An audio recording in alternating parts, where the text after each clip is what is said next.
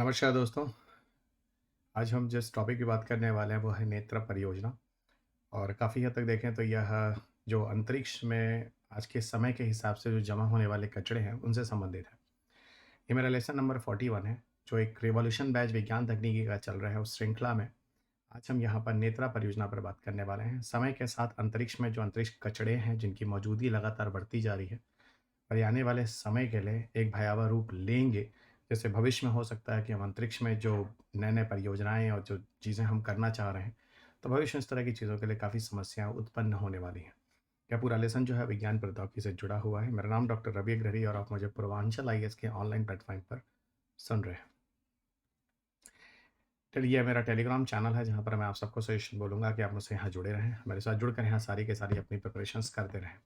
साथ ही साथ इसके अतिरिक्त मेरा जो सोशल मीडिया प्लेटफ़ॉर्म है वहाँ पे भी मैं आपको मिल जाऊँगा, जो आप स्क्रीन पे देख सकते हैं। ये मेरा यूट्यूब चैनल है जहाँ पर आपको मेरे सारे के सारे करंट अपडेट्स और बहुत सारे ऐसे जो रिवॉल्यूशन बैच के वीडियोज़ हैं, जो करंट अपडेट्स हैं या बहुत इंपॉर्टेंट टॉपिक्स होते हैं, वो भी मैं लगातार लेकर आपको इसी यूट्यूब प्लेटफ़ॉर्म पे डालता हूँ, डॉक्टर रवि ग्रेडिस क्लासेस ऑब्लिक पूर्वांचल आईएएस। तो आप यहाँ पर जुड़े रहें मेरे साथ सारे के सारे करंट अपडेट्स के लिए। इस समय आपको पूर्वांचल आईएएस एप्लीकेशंस पर एक चिल्ड्रंस डे ऑफर दिया जा रहा है, जो कि 7,999 में पूरी विज्ञान तकनीकी क्लासेस आती है, सिर्फ 2,999 में दी जा रही है। और ये ऑफर सिर्फ 13 से 15 नवंबर तक वैलिड है। इस ऑफर के लिए आप पूर्वांचल इस ऐप पर जाकर कोर्सेज को ले सकते हैं। ये दिए गए नंबर है, अगर किसी तरह की कोई क्वेरीज है तो आप दिए गए नंबर पर संपर्क कर सकते हैं, या स्कैन कोड को भी आप स्कैन करके सीधा एप्लीकेशन पर जा सकते हैं। ये पूरी किताब है जो आपको 6 एडिशन की किताब यहाँ पर कराई जा रही है।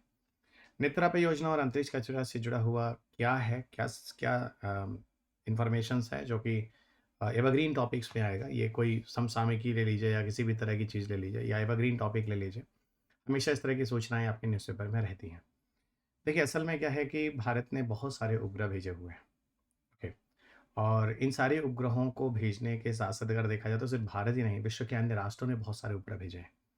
अब ये उपग्रह अपनी-अपनी कक्षाओं में लगाए गए हैं। पता है, इन उपग्रहों को लगाने में बहुत सारा पैसा खर्च होता है। बहुत सारी विज्ञान तकनीकियाँ लगती हैं और बहुत सारी जो वैज्ञानिक होते हैं, उनका अपना आत्मविश्वास जुड़ा होता है। सो अब होता क्या रहा है कि समय के साथ-साथ आज इतने सारे उपग्रह हैं जो अंतरिक्ष में लगाए जा चुके हैं कि कल को ऐसी समस्या हो सकती है, उपग्रह एक-दूसरे के साथ भिड़ सकते हैं। तो यहाँ पर इसरो ने एक नया इनिशिएटिव लिया। उन्होंने एक network for space objective tracking and analysis, जिसे आप नेत्रा के नाम से जानते हैं। फिर से मैं कह देता हूँ, नेत्रा का पूरा नाम है network for space objective tracking and analysis परियोजना की शुरुआत की है। और इस परियोजना के अंतर्गत करना क्या है आपको बताऊँ, कुछ रडार और यहाँ तक कि ऑप्टिकल जो दूरबीन है, उनको तैनात किया जाएगा। ये दूरबीन ऊपर अंतरिक्ष में तैनात करने की बात नहीं है, ज़मीन पर तैनात किया गया है। और इसके द्वारा जो भी कक्षा में, जो भी जिन कक्षाओं में उपग्रह वगैरह को लगाते हैं, वहाँ पर जो उपग्रह में मौजूद जो मलबे होते हैं, उनकी जानकारी वगैरह को प्राप्त करने की कोशिश करेंगे। इससे फ़ायदा क्या होने वाला है कि अगर कोई भी मलबा किसी भी तरीके से हमारे उपग्रह के करीब आने वाला है, किसी तरह की घटना होने वाली है, तो हम उनको यहाँ काफ़ी हद तक सुरक्षित कर सकते हैं। और हम अपने अपने किसी भी तरह के उपग्रह या फिर या जितनी भी एनर्जी या हमने जो चीज़ें लगाई हैं, है ना? उनको हम बचा सकते हैं। ऐसे क्यों ज़रूरत पड़ी, इस बारे में भी हम लोग अभी आगे बात करेंगे। देखिए, एक्चुअल में अगर बात करें तो ये पूरी तरह से एक निगरानी है, जो कि ऊपर अंतरिक्ष में किया जा रहा है। और ये पूरी निगरानी जो है ट्रैकिंग नेटवर्क की तरह स्थापित है और पूरी तरह से ट्रैक कर रहा है ईच एंड एवरी थिंग्स को, कि स्पेस में क्या हो रहा है। और ये पूरी की पूरी जो चीज़ है लगभग 1500 किलोमीटर की दूरी के साथ अंतरिक्ष मलबे पर नज़र रखने वाले एक रडार और ऑप्टिकल टेलीस्कोप की मदद से नेत्रा काम करने वाला है। तो नेत्रा में क्या होने वाला है आपको बता दूँ, कुछ यहाँ रडार सिस्टम होंगे और साथ ही साथ ऑप्टिकल टेलीस्कोप होंगे। उन दोनों की मदद से हम यहाँ पर इस पूरे कार्य को करने वाले हैं। और आपको एक बात और बता दूँ, अगर 10 सेंटीमीटर और उससे अधिक आकार की वस्तुओं का पता लगाने के लिए यह जो नेत्रा है, वो सक्षम है। और इसी को सरकार ने, यानी भारत सरकार ने, कह लीजिए इसरो का एक पहल है जिसको हरी झंडी दे दी है। और 10 सेंटीमीटर तक का टुकड़ा भी दोस्त बहुत खतरनाक हो सकता है। क्यों खतरनाक हो सकता है? क्योंकि अंतरिक्ष में बहुत ही तेज़ गति से चलता है। और आपने अगर E=mc² सुना होगा, आइंस्टाइन का ऊर्जा नियम, तो आपको पता होगा, द्रव्यमान भले ही कम हो, अगर उसकी स्पीड या वेलोसिटी या c बढ़ जाती है, तो उसका ऊर्जा या पोटेंशियल यानी दक्षता बढ़ जाती है और ये काफ़ी खतरनाक हो जाता है। तो एक छोटी-सी वस्तु भी बहुत सारी अगर v के साथ अगर घूमती है, तो उसकी ऊर्जा बहुत ज़्यादा हो जाती है, किसी चीज़ पे स्ट्राइक करती है तो उसको बर्बाद कर सकती है। तो वही पूरी चीज़ है कि 10 सेंटीमीटर और उससे अधिक आकार की वस्तुओं का पता लगाने के लिए भी ये उपयोगी है। तो 10 सेंटीमीटर के आकार की कोई भी चीज़ अगर अंतरिक्ष में एक कचड़े की तरह है, तो वो भी खतरनाक होती है, ये चीज़ ध्यान रखेंगे। एक बात और बता दूँ, ये पूरा का पूरा जो नेत्रा सिस्टम है वो स्वदेशी रूप से डिज़ाइन है, इसमें किसी भी अन्य राष्ट्र की कोई भी मदद नहीं ली गई है, तो पूरी तरह से ये हमारा इंडिजिनस है। इसके अतिरिक्त कुछ चीज़ें और बता दूँ, रडार और ऑप्टिकल टेलीस्कोप जो होंगे वो ज़मीन पर होंगे, मैंने आपको पहले ही बोला इनमें से कुछ भी हम ऊपर अंतरिक्ष में नहीं लगाने वाले हैं। और यहाँ पर कक्षा में जो कचरा जो की जानकारी लेने के लिए जो हम लगाएँगे, है ना? इसकी पूरी की पूरी जो ट्रैकिंग सिस्टम है, ओके, वो ज़मीन से होगा। ओके, क्योंकि जैसे अभी आपको बताऊँ हब्बल स्पेस टेलीस्कोप या इस तरह की बात करते हैं, तो ये ऐसे टेलीस्कोप होते हैं जो ऊपर लगाए गए हैं। तो इसीलिए मैं बार-बार कह रहा हूँ कि ज़मीन पर लगाए गए हैं और उनकी मदद से देखी जाएगी। देखो, अगर मैं आपको बताऊँ तो आज भारत में ऐसे भी अगर देखा जाए तो एक multi object tracking radar system है। ओके, जो इन कार्यों के लिए स्थापित है और जो हरिकोटा रेंज में है, Satish Dhawan space centre Sriharikota range में स्थापित है। फिर से मैं कह रहा हूँ, एक multi object tracking radar system जो आज भारत में ऑलरेडी स्थापित है, लेकिन वो उतने अच्छे तरीके से काम नहीं कर रहा है।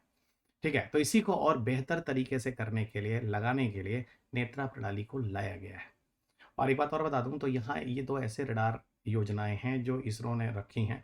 इसकी मदद से हम अपनी उपग्रह को बचा सकते हैं और साथ-साथ और चीज़ बताता हूँ, जैसे कि बहुत सारे और भी उपग्रह हैं, जो उपग्रह एक्टिविटीज़ जो लगातार कह लीजिए कक्षाओं में चल रही है ऊपर, उनकी जानकारी भी प्राप्त करेंगे, अन्य उपग्रहों के भी जो अन्य राष्ट्रों के भी हैं।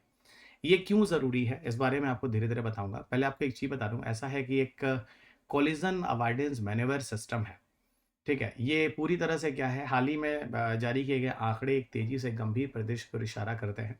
और क्या इशारा करते हैं, देखिए मैं आपको बताता हूँ। कोलिज़न अवॉइडेंस मैनेवर है जो अंतरिक्ष संपत्तियों की रक्षा करने के लिए इसरो ने 2021 में 19 इसके पूरे के पूरे परीक्षण किए। यानी कहने का मतलब है, कोलिजन अवॉइडेंस मैनेवर का मतलब होता है एक ऐसी सिस्टम, एक ऐसी प्रणाली जिसके द्वारा इसरो ने यह देखा है कि 2021 में कुल 19 ऐसी ऐसी एक्टिविटीज़ हैं जो ऊपर ऊपर कक्षाओं में हुई हैं। जिसमें से 14 ऐसी एक्टिविटीज़ हैं जो पृथ्वी की निचली कक्षा में हुई हैं और करीब-करीब 5 ऐसी एक्टिविटीज़ हैं जो भूस्थितिक कक्षा पे हुई हैं। निचली कक्षा जो होती है एक्चुअली वो 50 किलोमीटर से लेकर पृथ्वी की सतह से 2000 किलोमीटर तक की दूरी तक होती है। जबकि वही जियोस्टेशिक भूस्थितिक कक्षा जो थी लगभग 36,000 किलोमीटर की दूरी तक होती है, प्लस माइनस 5,000 से 6,000 कह सकते हैं पृथ्वी की सतह से। तो उन पे लगातार नज़र रखने पर इस तरह की घटनाओं के बारे में पता चला है, जो काफ़ी सोचने की बात है। Even collision avoidance manoeuvre system जो है, एक जो प्रणाली है, इसने बताया था कि 2015 में 3 से बढ़कर 2020 में 12 और 2021 में कुल 19 ऐसी घटनाएँ हैं जो ऊपर ऊपर अंतरिक्ष में हुई हैं, रखने का कार्य जिसकी निगरानी करने का कार्य इसरो ने किया। यानी इसरो साफ-साफ कह रहा है कि देखो, हमने अपनी अपनी जो भी टेलीस्कोप या जिन तरीकों से हमने पता करने की कोशिश की है, वहाँ कुछ ऐसे कोलिजन्स थे जो होने वाले थे, जिसकी जानकारी हमने दी है। फाइन, इस तरह की चीज़ों को देखते हुए भविष्य में जैसे उपग्रह और लगाए जा रहे हैं, भारत ही पहला राष्ट्र नहीं है, इससे पहले अमेरिका है, रशिया है, यूरोपियन यूनियन है, वो सब इन चीज़ों में प्रयास कर चुके हैं। ओके, इवन आपको कुछ घटनाएँ और बताऊँ को, 2022 की घटना तो अभी अपडेट आने वाली है, लेकिन 2021 में जो घटना हुई है, 2021 में जो घटना हुई है, वहाँ ये बताया जा रहा है कि लियो में लगभग 4382 घटनाएँ और भू-स्थितिक कक्षा में 3148 घटनाओं की निगरानी की, जहाँ अंतरिक्ष वस्तुएँ भारतीय संपत्तियों के काफ़ी करीब पहुँच गई हैं। आपको बताऊँ, स्टारलिंक उपग्रह आपको पता होगा, जो आपको लो अर्थ ऑर्बिट यानी पृथ्वी की निचली कक्षा में लगभग 20,000 से अधिक उपग्रहों को लगाकर हम लोगों को क्या देने वाला है, इंटरनेट जैसी सुविधाएं देने वाला है। उपग्रहों को लगाकर अंतरिक्ष आधारित इंटरनेट सेवा देने वाला है।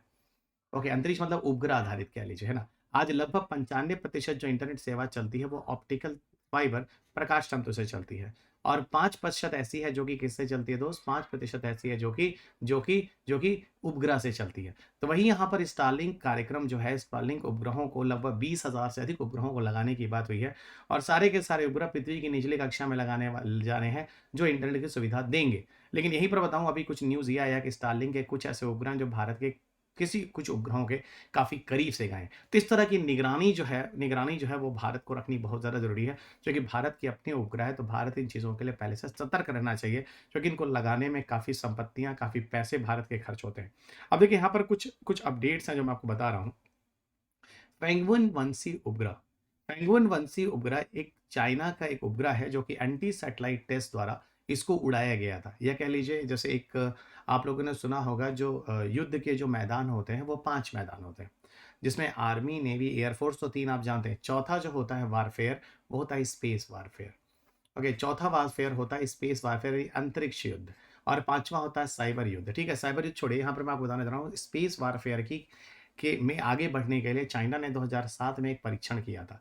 चाइना ने 2007 में एक परीक्षण किया, एक ऐसा प्रक्षेपण, ये कह लीजिए कि प्रक्षेपास्त्र का निर्माण किया था, जिसका उपयोग भी उन्होंने टेस्ट भी किया था कि वो एंटी सैटेलाइट होगा, यानी किसी विदेशी राष्ट्र के उपग्रहों को मार गिराने के लिए।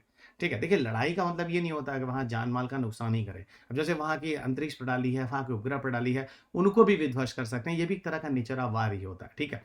तो वो जो उन्होंने एक उपग्रह को उन्होंने एक प्रक्षेपास्त्र के द्वारा उन्होंने डिस्ट्रॉय किया था, इसका नाम पेंगुइन 1 सी था। 2007 में हुई जो घटना थी, उसके इतने कचड़े बने थे, जो 2009 में एक कॉस्मॉस 2251 इरिडियम करके उपग्रह था, उसके साथ जाकर वो टक्कर खा गया और वो टुकड़े-टुकड़े हो गया। अब देखिए, जो घटना कभी पहले अंतरिक्ष में की गई थी, उसका दुष्परिणाम देखिए 2007 का 2009 में देखा गया, और उसके टुकड़े आज भी और ज़्यादा से ज़्यादा बने हुए हैं। देखिए, ऐसा होता है जब एक चीज़ किसी दूसरे के साथ भिड़ता है ना, तो और टुकड़े टूट जाता है, और वो और टुकड़े जब औरों के साथ टूटता है, तो और टुकड़े टूट जाते हैं। हिसाब से अगर इस तरह की घटना उपग्रह ऊपर अगर अंतरिक्ष में होने लगी दोस्त, तो ऊपर रहने के लिए जगह नहीं होगी। रहने के लिए तो छोड़िए, आप रहने की बात ही नहीं है, रहना तो बहुत दूर की बात है, हम कब जाएँगे, कब रहेंगे? यानी कभी आप कोई उपग्रह भेजेंगे या मानव भेजेंगे, तो ऊपर जाकर उनके साथ कोलिज़न कर सकता है, भिड़ सकता है, और ये कभी भी सफल नहीं हो पाएगा। अब सोचिए, जब ये घटनाएँ इतनी बढ़ जाएँगी, तो आप कहाँ उपग्रह भेजेंगे दूर संवेदी के लिए? कहाँ उपग्रह भेजेंगे भू-अवलोकन के लिए? कहाँ उपग्रह भेजेंगे आप भू-स्थैतिक कक्षा के लिए? कहाँ आपका टेलीविज़न, इंटरनेट? ये स्टारलिंक जो करना चाह रहा है, कहाँ से संभव हो पाएगा? इन्हीं के बीच और उपग्रह अपने एक-दूसरे के साथ भिड़ने लगेंगे। तो कहने का मतलब ये है कि इन चीज़ों पे बहुत ज़्यादा ध्यान देना आवश्यक है। ओके, यहाँ देखिए कुछ चीज़ें और हैं। विश्व स्तर पर 2021 और 2020 का कुछ डेटा है जो आपके सामने है, और लिटरली ये चीज़ सोचने की है कि 2020 में वहीं लगभग 102 लॉन्चेस थे जो किए गए हैं दुनिया में, जहाँ जिसकी मदद से, यानी 102 ऐसे प्रक्षेपण यान होंगे जिनकी मदद से 502 प्रक्षेपण यानों, इन चीज़ों को उपग्रह में भेजा गया। वहीं अगले साल जाकर 2021 में इनकी संख्या 135 लॉन्च के साथ 1860 हो गई, यानी ये संख्या देखिए करीब 3 से साढ़े 3 गुना यहाँ बढ़ी है। और 2022 में तो अभी रुक जाइए, 22 अभी पूरा होने दीजिए, तो 23 आएगा, उसमें देखिए उसके रिपोर्ट में क्या आता है, कितने ऐसे उपग्रह हैं प्रक्षेपण यानों की मदद से, जो प्रक्षेपण यान वगैरह जो भेजे गए हैं, उन पर देखते हैं, समय के साथ-साथ आपको आने वाला है। अब देखिए, यहीं पर इसरो ने क्या किया है, बहुत ही अच्छी चीज़ है, एक अंतरिक्ष स्थितिजन्य जागरूकता, यानी स्पेस सिचुएशनल अवेयरनेस को लाया है। इसके लिए बेंगलुरु में एक एसएसए नियंत्रण केंद्र, यानी स्पेस सिचुएशनल अवेयरनेस नियंत्रण केंद्र स्थापित किया गया है, जिसके लिए एक directorate of space situational awareness and management management काम करेगा, और ये हर मोमेंट ऑफ टाइम इस तरह की चीज़ों पर नज़र रखेगा, इन्हीं के तत्वाधान के अंतर्गत, कि हम स्पेस में जो सिचुएशनल अवेयरनेस है, लगातार देखते रहे। यानी कहने का मतलब है, जागरूकता हमेशा अंतरिक्ष में नज़र रखने की, वो भारत की तरफ से चलती रहे, और ये कहीं न कहीं भारत की अपनी ही सुरक्षा है दोस्त। जैसे स्पेसएक्स का जब सैटेलाइट भारत के काफ़ी सैटेलाइट के करीब से गुजरता है, लगभग 1 किलोमीटर के रेंज के अंदर ही, तो भारत उनकी चेतावनी देता है, उन लोगों की चीज़ों के बारे में बताता है। तो ये चीज़ें भी हैं जो ज़रूरी हैं।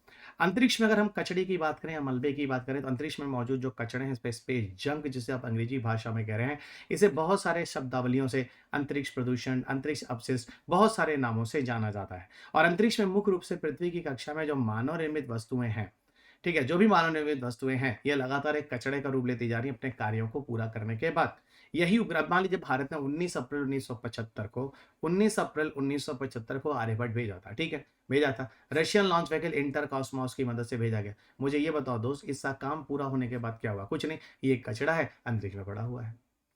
ओके, इसी तरह भारत ने 1975 से लेकर आज तक, और सिर्फ भारत ही नहीं, दुनिया के हर राष्ट्र आज तक उपग्रह को ले जाकर कक्षा में लगाने की प्रणाली तो स्थापित है, लेकिन उतार कर लाने की तकनीकी अभी तक विकसित ठीक से नहीं हो पाई है। इसीलिए समय के साथ साथ कचरे और बढ़ रहे हैं। और सुनो, वो आप वहां से पृथ्वी पर गिरा भी नहीं सकते, क्योंकि पृथ्वी पर जनजीवन होता है, जैसा कि हम अन्य मिशनों में करते रहते हैं, ठीक है। अब यहीं पर आपको बता दूं, अंतरिक्ष कचरा या मलबे में खर्च किए गए जो रॉकेट के जो डिफरेंट स्टेजेस होते हैं ना, प्रथम चरण, 2 चरण, 3 चरण, जो प्रचोदक प्रचोदक वगैरह होते हैं, मृत उपग्रह जो उपग्रह कार्य करना बंद कर चुके हैं, अंतरिक्ष में जो वस्तुएं वगैरह उनके टुकड़े होते हैं, एंटी सैटेलाइट हथियार वगैरह से उत्पन्न जो मलबे होते हैं, है ना, यानी ऐसा ऐसा ऐसा मिसाइल जो कि किसी उपग्रह वगैरह को मार गिराने के लिए होता है, उसका जो कचड़े उत्पन्न होते हैं, ये सारे के सारे स्पेस जंक है, अंतरिक्ष के कचड़े हैं।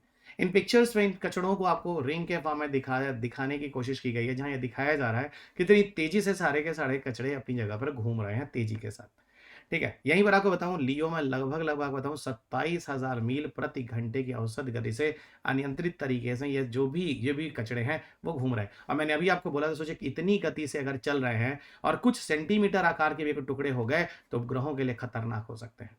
केसलर सिंड्रोम आप सबको मैंने बार-बार बताया, स्टैटिक में भी बताया, फिर बता देता हूँ। सिंड्रोम शब्द को देकर कभी आप बीमारी नहीं समझेंगे, मैंने आपको बार-बार बोला है, क्योंकि सिंड्रोम आपके पेपर में जब क्रोमोसोम्स एब्नॉर्मैलिटी की बात होती है, जिसे क्रोमोसोम एबरेशन कहते हैं, ठीक है? गुणसूत्र की असमता कहते हैं जिसे, ठीक है? जैसे 23 जोड़ी गुणसूत्र ज़्यादा या कम हो जाए तो उसमें क्लिनफिल्टर, एडवर्ड, पटाऊ, इस तरह बहुत सारे सिंड्रोम आते हैं। लेकिन यहाँ पर सिंड्रोम का मतलब है अंतरिक्ष में मौजूद जो कचड़े हैं उनके लिए सिंड्रोम शब्द का यूज़ किया जाता है।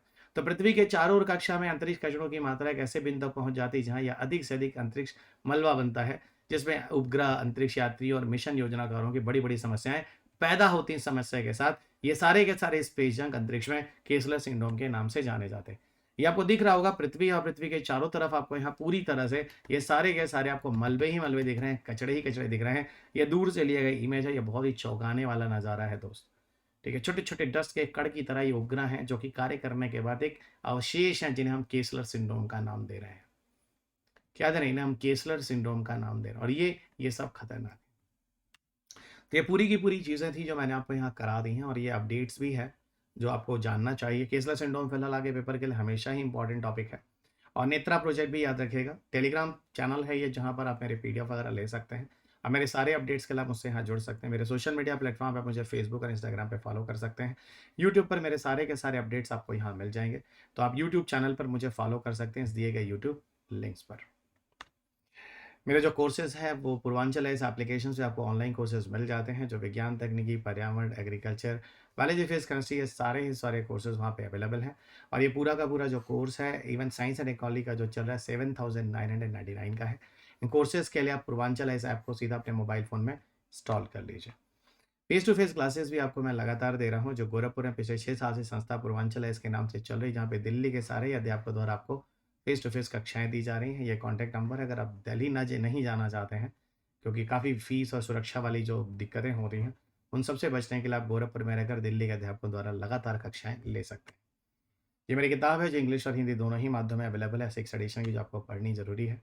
और चिल्ड्रंस डे ऑफर आपको दिया जा रहा है 13 से 15 नवंबर के बीच में अगर आप कोर्स लेते हैं तो 7,999 का कोर्स आपको 2,999 में दिया जाता है। सो धन्यवाद दोस्तों, अगले लेसन में आपके साथ फिर मुलाकात होगी। तब तक अपना ख्याल रखें, स्वस्थ रहें, खुश रहें, मस्त रहें, मुस्कुराते रहें। जय हिंद। पूर्वांचल आईएएस भारत में सिविल सेवा में सर्वाधिक सिलेक्शन दिलाने वाले doctor Ravi Agrahari and team अब गोरखपुर में भी। पूर्वांचल आईएएस, पेडलीगंज, इंदिरानगर, गोरखपुर।